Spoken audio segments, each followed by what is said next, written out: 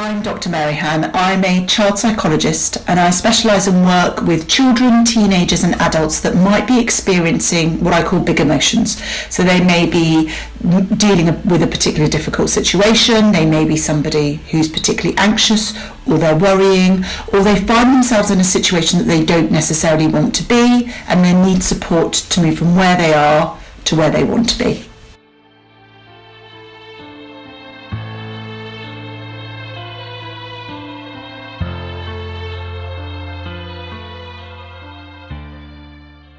So hard because as a parent you feel that your role is there to protect and to look after and to nurture, and you feel that you're failing in some ways when you're seeing your child going through that.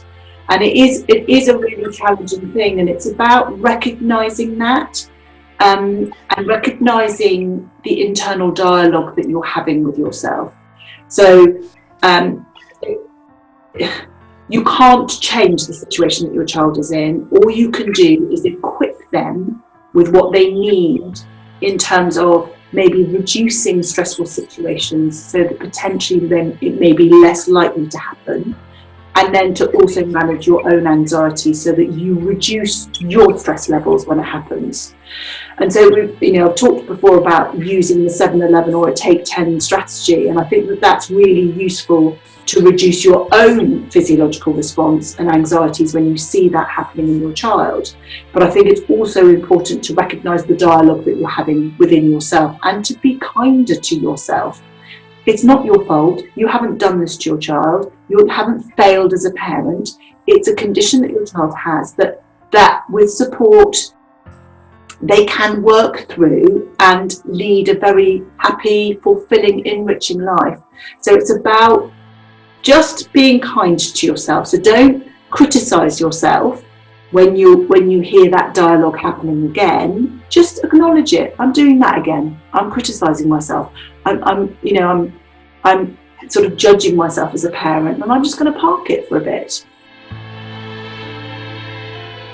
This is a useful strategy for so many aspects of our life.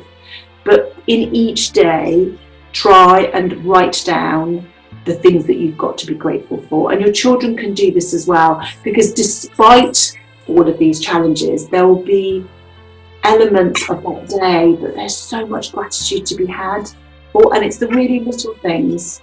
So that's what I would suggest you do. Yeah.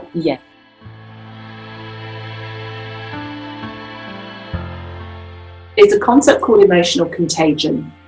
And the idea is that it's often around sort of the parent and whoever the main caregiver is, whoever's around the most. So it's often with us as mothers, is that we are the emotional barometer within our household. If we feel anxious, if we feel stressed, if we feel overwhelmed, then that just seeps into every single pore of the house, and children pick up on that.